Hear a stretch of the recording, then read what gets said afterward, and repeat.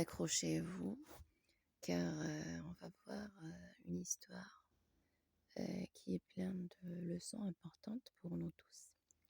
Histoire fascinante tirée du Coran, notre livre sacré.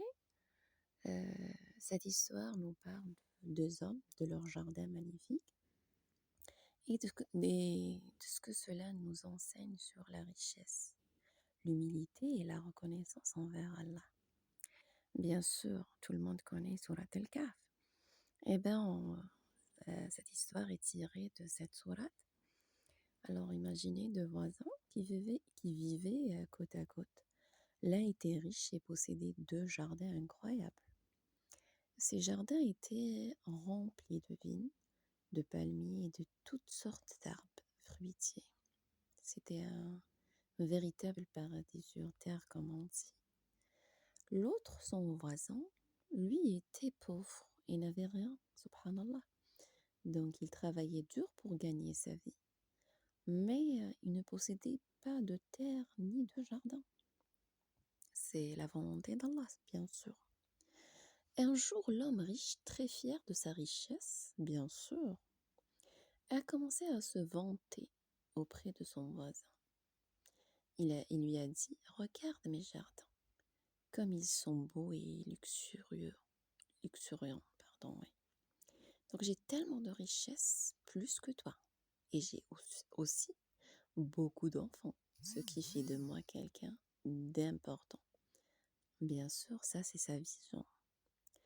L'homme pauvre qui était humble et reconnaissant envers Allah pour ce qu'il avait, eh bien ouais, c'est ça les gens humbles, les gens qui sont satisfaits de ce que Allah leur a donné.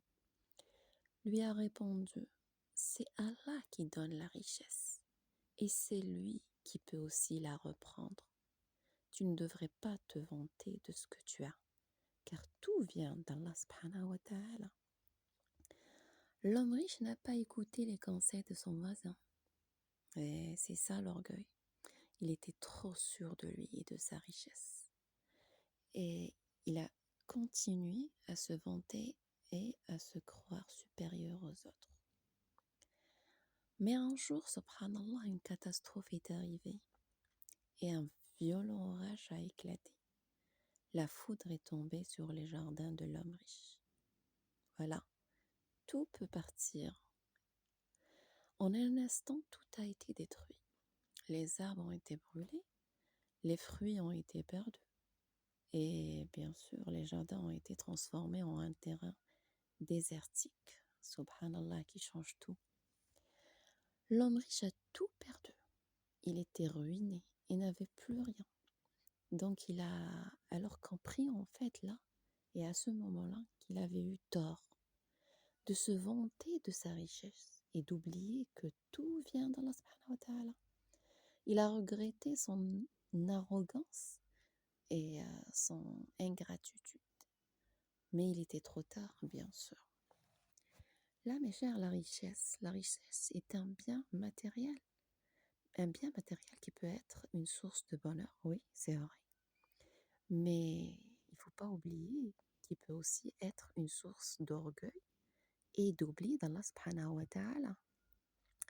L'orgueil est un sentiment de supériorité qui peut nous pousser à nous croire meilleurs que les autres. Et malheureusement à oublier que nous sommes tous égaux devant Allah et on est ses serviteurs, juste les serviteurs d'Allah.